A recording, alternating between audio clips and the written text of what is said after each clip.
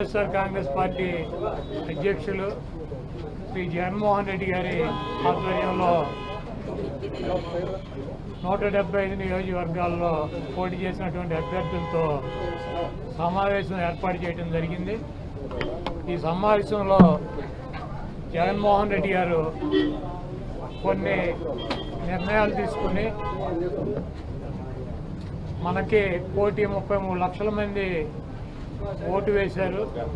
అదేవిధంగా పార్టీ కోసం గ్రామ స్థాయిలో కానీ, వార్డు స్థాయిలో కానీ, విలేజ్ స్థాయిలో కానీ నాయకులు, కార్యకర్తలు అనేక వేల మంది, లక్షల మంది పనిచేశారు. వాళ్ళందరినీ కూడా కాపాడుకోవాల్సినటువంటి బాధ్యత మనదే. మీరు తప్పకుండా నియోజకవర్గాల్లో ఒక వారం రోజులు పర్యటన చేసి దాడులు జరిగినటువంటి మన నాయకుల మీద కానీ, కార్యకర్తలను కానీ మీరు అండగా ఉండాలని, అదేవిధంగా రాబోయే రోజుల్లో నేను కూడా గాయపడినటువంటి తెలుగుదేశం పార్టీ అల్లరి మూకలు చేసినటువంటి దాడుల్లో ఇబ్బంది పడినటువంటి ప్రతి కుటుంబానికి దగ్గరికి నేను వస్తాను, వాళ్ళకి అండగా ఉంటానని చెప్పి జగన్మోహన్ రెడ్డి గారు చెప్పారు. అదేవిధంగా మన జరిగినటువంటి ఎన్నికల్లో ఇంత మంచి చేసి ఇన్ని రకాలైనటువంటి సంక్షేమ కార్యక్రమాలు అందించి మనం ఓడిపోయాము. ఇది ఒక మిరాకిల్గా ఉంది. దేశవ్యాప్తంగా కూడా మన దగ్గర ఆధారాలు లేవు, అయినప్పటికీ దేశవ్యాప్తంగా మరి శకుని మామ ఎలా అయితే పాచికలు ఎలా కావాలంటే అలా వేస్తాడో అలా తెలుగుదేశం పార్టీ, జనసేన, బీజేపీ కావాల్సినట్టు అక్కడ పాచికలు పడినాయి అని చెప్పి మా పార్టీ కానీ, జగన్మోహన్ రెడ్డి గారిది కానీ, మాది కానీ అభిప్రాయం. అదేవిధంగా రేపు రాబోయే రోజుల్లో ఈ 6 నెలలు కూడా కొంత టైం ఇచ్చి చూద్దాము. ఆ తర్వాత చంద్రబాబు నాయుడు చెప్పినటువంటి దొంగ హామీలని ఎట్టి పరిస్థితుల్లోనూ నెరవేర్చలేడు. ఎందుకంటే ఇవాళ చూసాం సూపర్ 6 అని పెట్టాడు.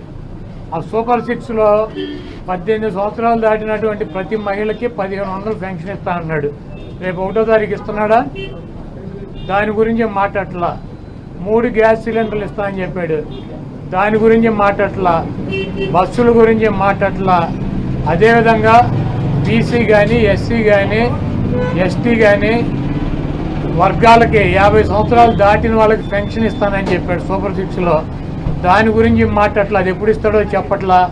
అదేవిధంగా ఇంకోటి 20 లక్షల మందికి నిరుద్యోగులకి ఉద్యోగాలు ఇప్పిస్తాను, ఉద్యోగాలు కనుక ఇప్పించలేకపోతే ఈ లోపు 3,000 రూపాయలు నిరుద్యోగ వృత్తి కూడా ఇస్తానని చెప్పి సూపర్ 6లో పెట్టాడు.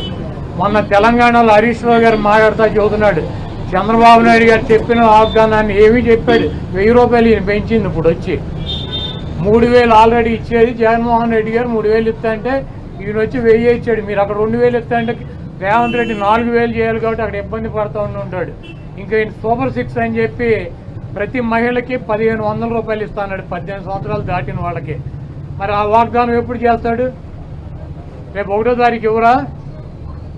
కాబట్టి తెలుగుదేశం పార్టీ ఆయన ఇచ్చినటువంటి వాగ్దానాలను, చంద్రబాబు నాయుడు చేసినటువంటి వాగ్దానాలని పక్కదారి పట్టించడానికి ఊరికినే నిన్నేమో పోలవరం వెళ్ళి వచ్చాడు సోమవారం, మళ్ళీ గురువారం ఏమో అమరావతి వెళ్ళి వచ్చి అక్కడ ఎన్ని తిరిగి ఈయన కాలక్షేపం కబుర్లు, కాలక్షేపం మాటలు, ఊరికినే ఆయన వెళ్ళి అటు ఇటు తిరిగి రావడం తప్పించి ఎప్పుడు నువ్వు సూపర్ 6 అమలు చేస్తున్నావు స్పష్టంగా చెప్పాలని చెప్పి మేము డిమాండ్ చేస్తున్నాం. ఇప్పుడు ఇది ప్రజాస్వామ్య దేశం. ఎవరిని టార్గెట్ చేసుకున్నప్పుడు నేను పోయినంత మాత్రాన నన్ను టార్గెట్ చేస్తే వైఎస్ఆర్ కాంగ్రెస్ పార్టీ ఏం ఆగదు. జగన్మోహన్ రెడ్డి గారు ఇంటికి కూడా వీళ్ళు ఏం పీకలేదు. నన్ను కాదు, జగన్మోహన్ రెడ్డి గారిని. ఇప్పుడు కోడేశ్వర ప్రసాద్ గారు అసెంబ్లీలో ఉండాల్సినటువంటి ఫర్నిచర్ని తీసుకెళ్ళి, అసెంబ్లీలో ఉండాల్సినటువంటి ఫర్నిచర్ని తీసుకువెళ్ళి ఎక్కడేసాడు? ఆయన బైక్ షోరూమ్లో వేసుకున్నాడు. అసెంబ్లీలో ఉండాల్సినటువంటి ఫర్నిచర్ బైక్ షోరూమ్లో వేసుకుంటే వాడిని దొంగ అంటారు.